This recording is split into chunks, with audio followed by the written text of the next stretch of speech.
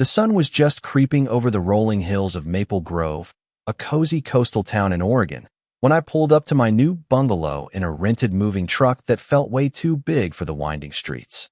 It was a crisp October morning in 2024, and at 38, I was finally leaving behind years of cramped city apartments. My hands shook not from nerves, but from pure excitement as I shut off the engine. This little house, with its cedar siding and wraparound porch, was mine, the payoff for 15 years of crunching numbers as an accountant.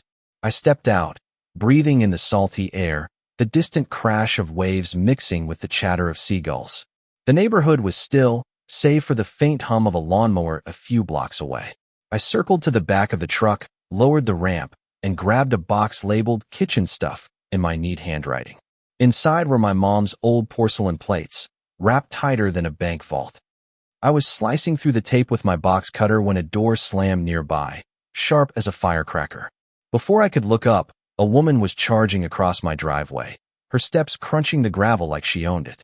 She was in her late 50s, with a tight bun of silver hair and an outfit crisp linen pants and a monogrammed sweater that screamed, "I run this place." She clutched a tablet in one hand and her phone in the other, already snapping photos of my boxes like she was building a case for the FBI. "Excuse me," she barked, still a good 20 feet away, her voice cutting through the morning calm. I set down the box cutter, wiping my hands on my jeans, and tried a friendly smile. "Hey there," I said. "I'm Ethan Harper, just moving into my new place." I nodded toward the house, thinking a quick introduction would clear things up, but her face didn't soften. If anything, it tightened, like I'd just confessed to a crime. "Lydia Bennett," she announced, as if her name carried a badge. "I'm president of the Maple Grove Homeowners Association, and these boxes are unregistered. Our bylaws require pre-approval for all moving activities." She tapped her tablet, pulling up some kind of digital checklist, and started circling my truck, snapping more photos. I stood there, dumbfounded, as she peeked into a box labeled books and muttered about potential violations. I held up my purchase deed, fresh from the title company, and said, "Ma'am, this is my house. I closed last week. Everything's legit." But Lydia waved it off without a glance, like it was a fake ID. "Anyone can forge documents," she snapped, then pulled out her phone, dialed, and put it on speaker. My stomach dropped when I heard, "911. What's your emergency?" I froze, gripping my deed as Lydia launched into a performance worthy of a courtroom drama.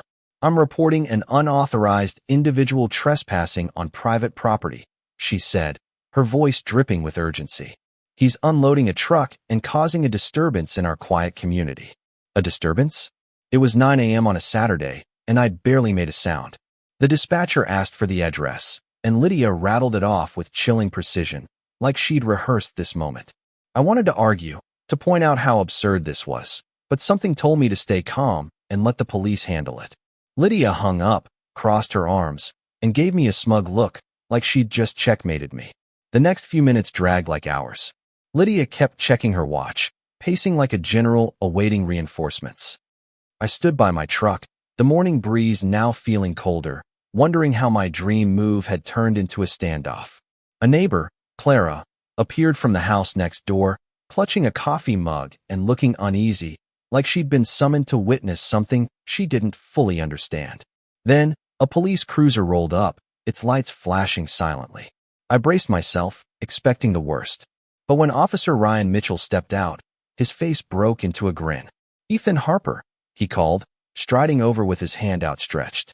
"Haven't seen you since the police charity auction last summer." My knees nearly buckled with relief. Ryan and I had worked together on community fundraisers for years, raising thousands for youth programs. His partner, Officer Lee, nodded at me with the same warmth. "Moving day, huh? Hope it's going smooth." I glanced at Lydia, whose jaw was practically on the gravel. Clara took a step back, her eyes darting between us. Ryan chuckled at their confusion.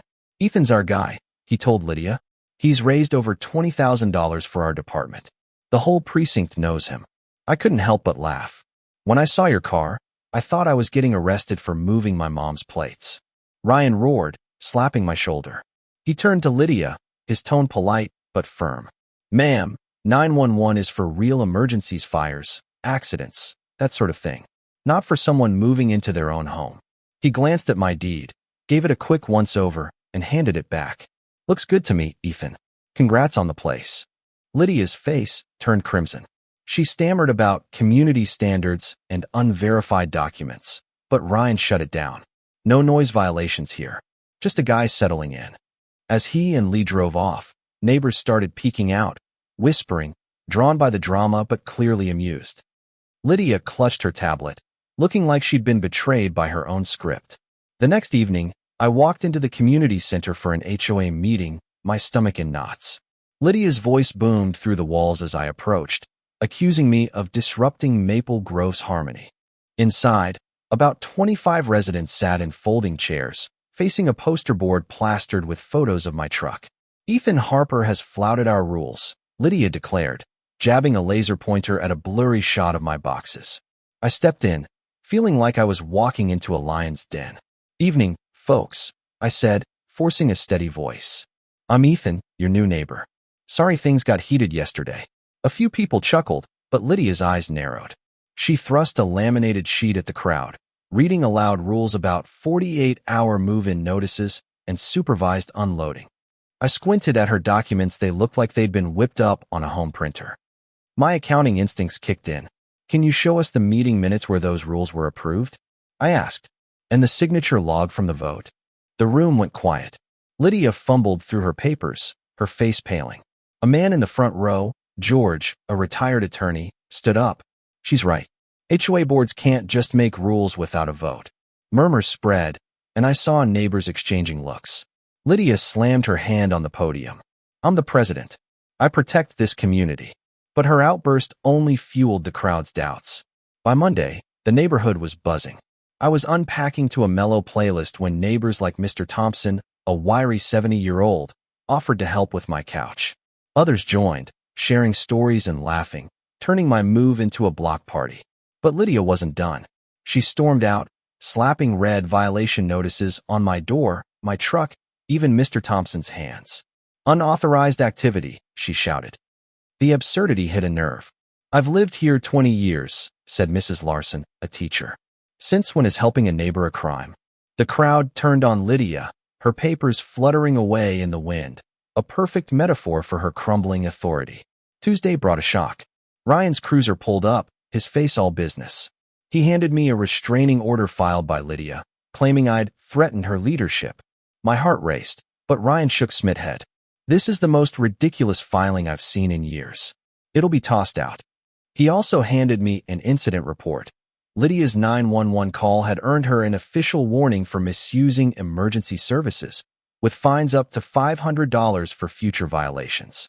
Outside, neighbors gathered around my mailbox, led by Sarah Nguyen, a calm but fierce resident. She showed me a recall petition with 28 signatures, nearly 70% of the HOA demanding Lydia's removal for harassment and overreach. Ryan nodded. This is how you handle disputes. Not with 911. Thursday's recall vote was electric. The community center buzzed with quiet resolve. Sarah, now interim chair, oversaw a transparent count, 29 votes to remove Lydia, 3 to keep her. Lydia sat stone-faced, then stood to speak, her voice shaking. I'm sorry for misusing emergency services, she said, the words clearly painful. She packed her car that night, leaving Maple Grove for good. Neighbors later told me of years under her thumb, arbitrary fines, threats over minor changes. My moving day had been the final straw. The next week, Maple Grove felt alive again. Neighbors dropped by with coffee and tips about local hikes. Sarah set new rules. Number 911 for HOA spats. Only mediation or legal channels. I set up my home office, the ocean view from my window a daily reminder of why I'd chosen this place. Lydia's house sat empty, a quiet testament to a community reclaiming itself. Her 911 call, meant to scare me, had exposed her instead, teaching us all about accountability. So what do you think? Was Lydia just protecting her turf, or did she cross a line that deserved her downfall? Have you ever faced an HOA tyrant like this? Drop a comment, hit that like button if this hit home, and subscribe for more stories of real-life drama. Should neighbors have the power to police each other's moves? Or is this what happens when control freaks run wild? Let's hear it.